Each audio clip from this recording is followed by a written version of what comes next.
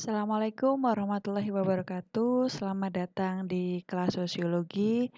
Pada video kali ini saya akan menjelaskan mengenai berbagai kearifan lokal yang ada di masyarakat Indonesia. Di materi sebelumnya kita membahas mengenai diferensiasi sosial ya yang masih ada kaitannya dengan materi ragam gejala sosial ya. Jadi ragam gejala sosial kaitannya dengan heterogenitas itu, kita kemarin sudah mempelajari stratifikasi sosial, kemudian diferensiasi sosial, dan yang ketiga ini adalah berbagai kearifan lokal masyarakat Indonesia ya, yang masih ada kaitannya dengan materi tentang heterogenitas sosial. Kearifan lokal itu dapat diartikan sebagai pengetahuan asli masyarakat yang bermanfaat untuk mengatur kehidupan manusia, baik itu mengatur hubungan antar manusia dalam suatu masyarakat, manusia dan alam, maupun manusia dengan Tuhannya. Nah, menurut salah seorang ahli, ya,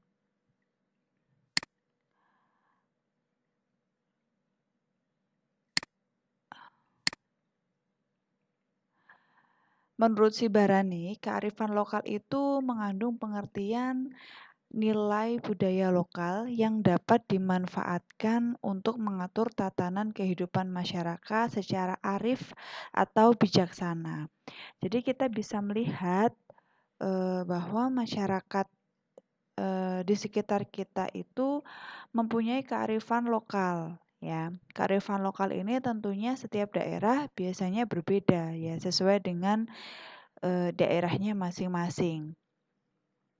Kearifan lokal itu mencakup berbagai cara untuk bersikap ya, untuk berperilaku dan bertindak yang dituangkan dalam bentuk tata sosial dan diikuti oleh masyarakat.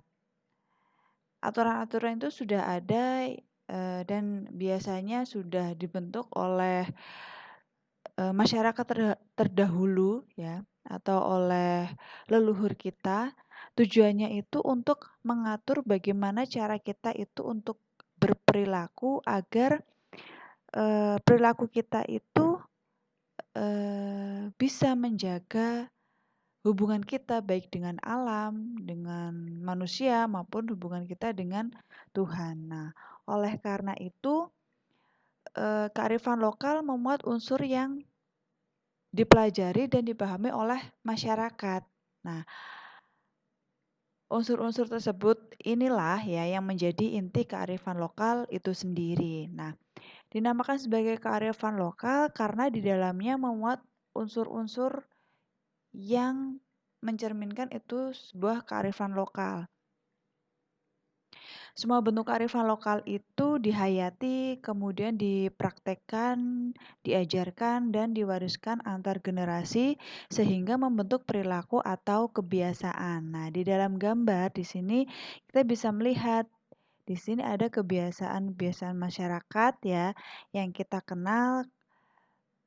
Kalau di sini kita melihat di situ ada orang yang sedang panen gitu bersama-sama, mereka melakukan gotong royong. Nah, nilai-nilai lokal yang ingin ditunjukkan dalam kegiatan ini adalah nilai-nilai gotong royong, di mana nilai-nilai itu nilai-nilai yang sudah diwariskan oleh generasi terdahulu dan sampai sekarang pun masih dilakukan oleh generasi kita. Nah, kembali lagi, kearifan lokal itu mempunyai unsur-unsur yang terkandung di dalamnya ya. Secara umum unsur-unsurnya itu ada 5. Yang pertama adalah pengetahuan lokal ya.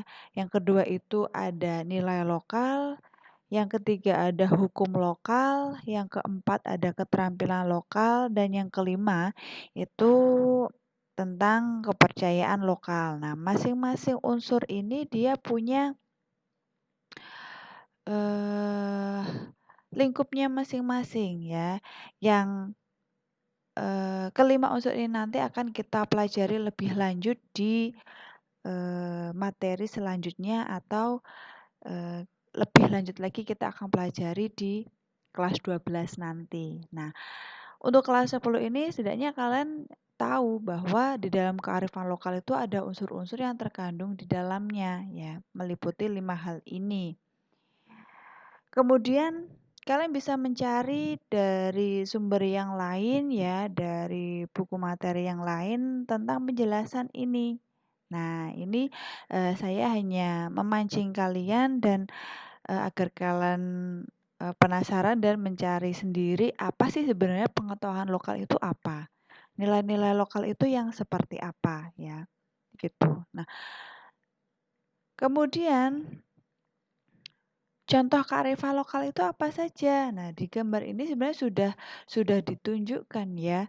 Salah satu contoh dari kearifan lokal di sini ada budaya di masyarakat kita bahwa dalam melakukan suatu kegiatan dilakukan secara bersama-sama atau gotong royong. Nah, contoh yang lainnya itu adalah kita mengenal kearifan lokal ya yang namanya subak. Nah, kalian tahu enggak subak itu apa? Di sini ada gambar sawah ya. Subak itu adalah suatu sistem swadaya masyarakat yang berfungsi mengatur pembagian aliran irigasi yang mengairi setiap peta areal persawahan. Sistem ini ya dikelola secara berkelompok dan bertingkat, disertai pembagian peran yang spesifik bagi setiap anggotanya. Di daerah Indonesia sendiri ya dikenal sebagai negara yang agraris, di mana basis dari mata pencaharian masyarakat Indonesia salah satunya itu adalah di bidang pertanian. Nah, subak ini merupakan kearifan lokal masyarakat Bali yang kaitannya dengan teknologi pengairan. Jadi di dalam sawah ini masyarakat Bali itu punya kearifan lokal di mana mereka mengatur aliran air ya ke sawah ini diatur sedemikian rupa, diatur secara berkelompok agar mereka bisa melakukan kegiatannya ya dalam sehari-hari mengelola sawah ini dengan lebih baik ya dengan aliran air yang sudah dimanajemen atau diatur. Keberadaan subak ini merupakan perwujudan konsep Trihita Karana. Ya, Trihita Karana. Secara implisit konsep ini itu memuat pesan agar manusia mengelola sumber daya air secara bijak untuk menjaga kelestariannya. Jadi dalam kearifan lokal itu ada nilai-nilai arif, bijaksana, bagaimana manusia itu mengatur hubungannya dengan alam ya. Jadi memanfaatkan alam dengan bijaksana, tidak mengeksploitasi ya atau tidak menghambur-hamburkan gitu, membuang dengan sia-sia.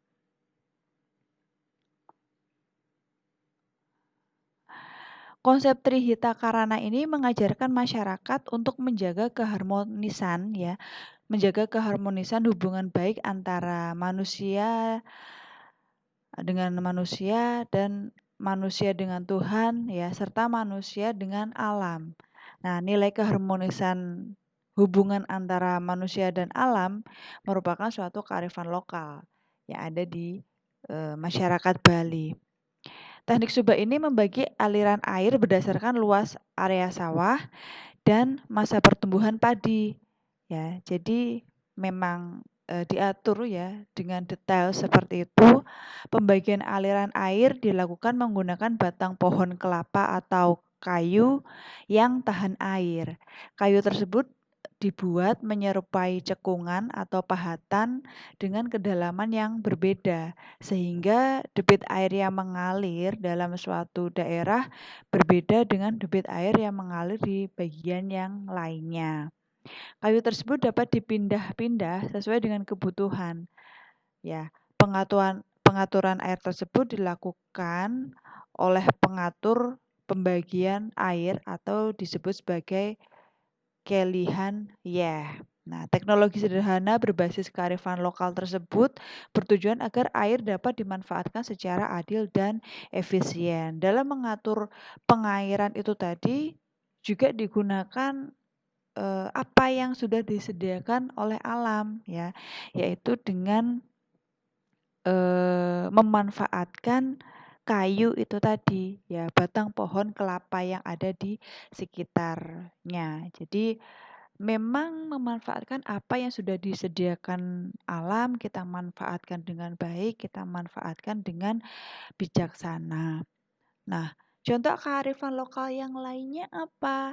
Ini kalau di masyarakat Bali ada yang namanya subak seperti ini. Nah, kalau di masyarakat kita sendiri apa? Nah, kalian bisa mencari contohnya ya yang lainnya. Di masyarakat Jawa banyak sekali kearifan-kearifan lokal yang bisa kita temui ya.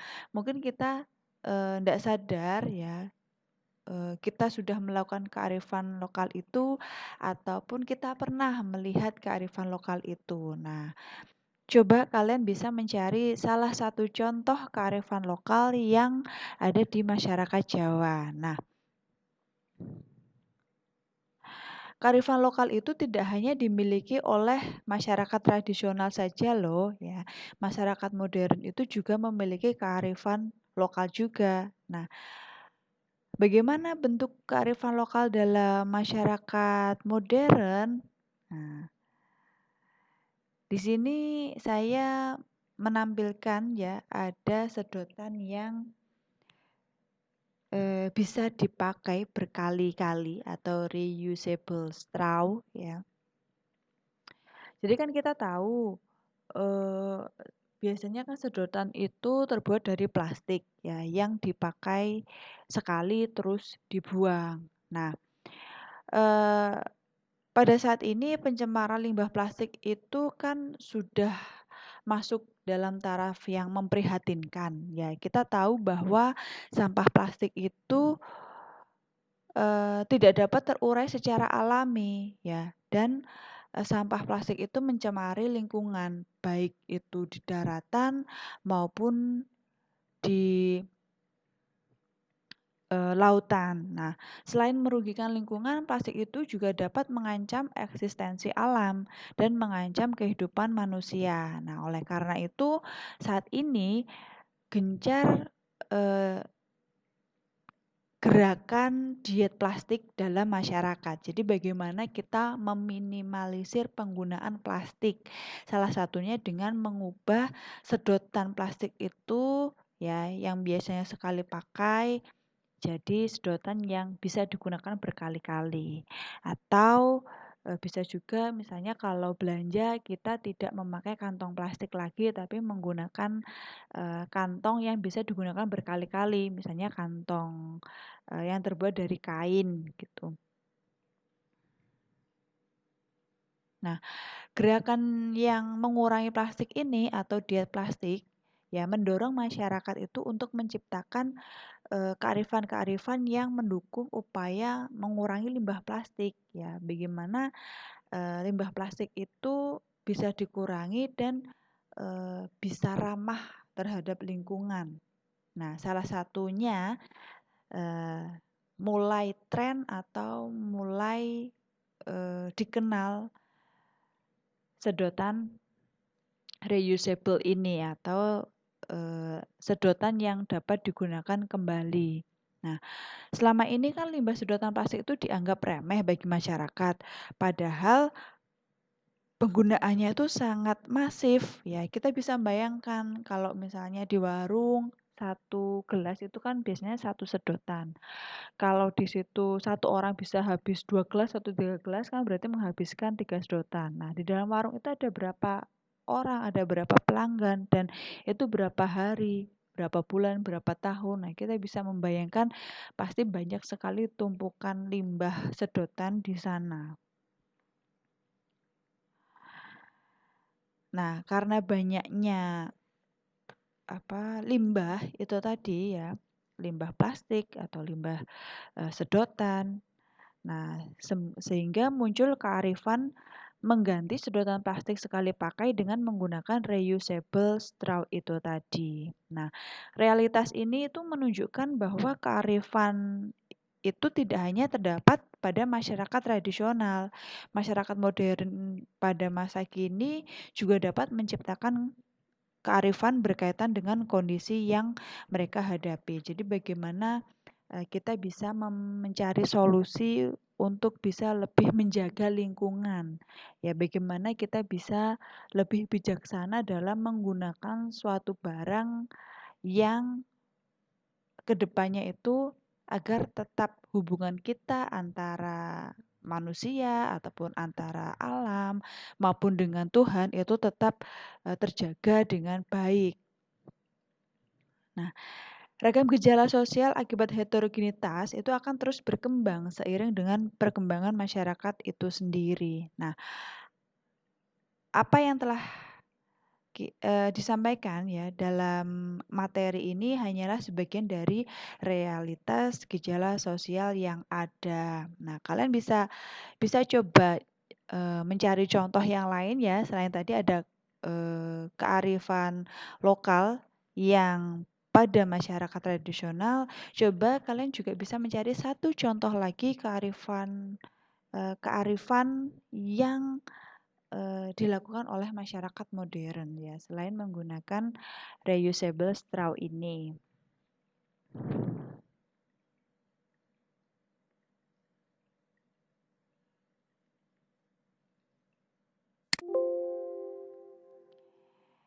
Begitu ya.